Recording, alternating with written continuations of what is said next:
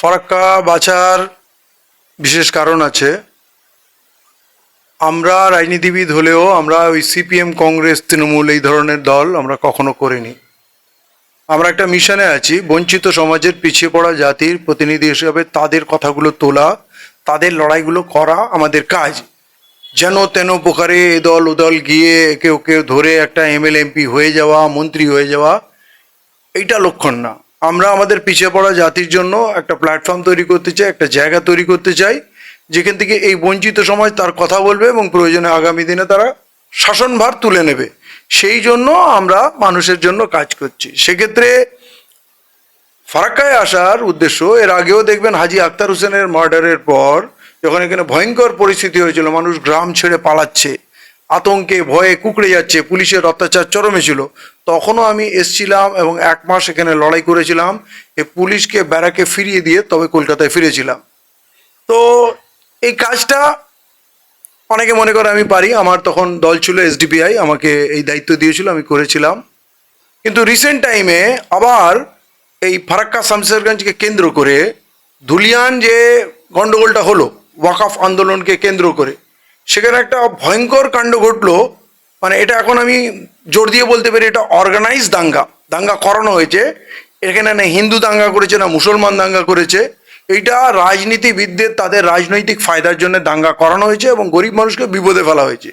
এবং ভারতবর্ষের ইতিহাসে এখনো পর্যন্ত কোনো ঘটনা ঘটেনি যেখানে সিঙ্গেল একটা ঘটনায় 237টা এফআইআর হয়েছে, তাতে সমস্ত মানুষকে 15-16টা করে কেস দিয়েছে এবং 6000-এর ওপরে বেশি মানুষের ওপরে এফআইআর আছে, 754 জনকে জেলে ঢোকানো হয়েছে, 4.5 মাসের বেশি সময় ধরে তারা বিনা বিচারে জেল খাটছে।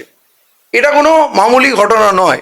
কিন্তু এই ঘটনা নিয়ে সিপিএম, কংগ্রেস, তৃণমূল কেউ কিন্তু মাথা ব্যথা নেই, কেউ এটা নিয়ে লড়াই করে না, কথা বলে না। আমরা প্রতিদিন এটার উপরে কথা বলি। এটা চরম অন্যায়, নির্মম অত্যাচার এবং রাষ্ট্রের সন্ত্রাস আমরা এটা মনে করি।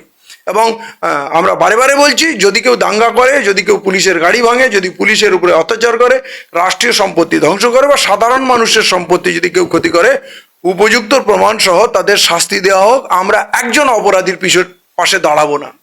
কিন্তু যদি নিরীহ মানুষকে বাড়ি থেকে, পথ থেকে, দোকান থেকে শুধু ধর্মীয় বিভেদের কারণে যদি তুলে তাকে জেলবন্দি করা হয় এবং তার বিচার না হয়, 4.5 মাস 5 মাস ধরে তারা জেলবন্দি আছে, যাদের কোনো অপরাধ নেই, যারা জীবনে কোনো ক্রাইম করেনি, তাদের উপরে যদি অত্যাচার হয় এবং সেখানে যদি সবাই চুপ করে থাকে, তাহলে আমি সেখানে আসব। এবং সেই কারণেই মূলত এখানে আসা, এখানে যে ভয়ের পরিবেশ তৈরি করে রাখা, ক্রিমিনালের ভয়, পুলিশের ভয়, পলিটিক্যাল নেতাদের হুমকি ভয়, সেই ভয় ভাঙাতে আমি এসছি।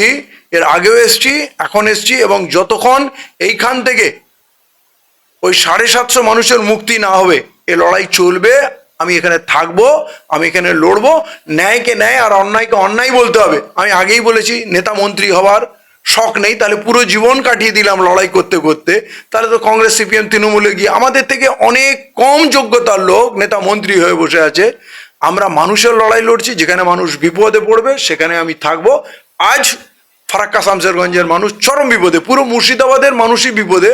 অতএব তাই জন্য আমি এটা চুজ করেছি, এখানে আমাকে থাকতে হবে।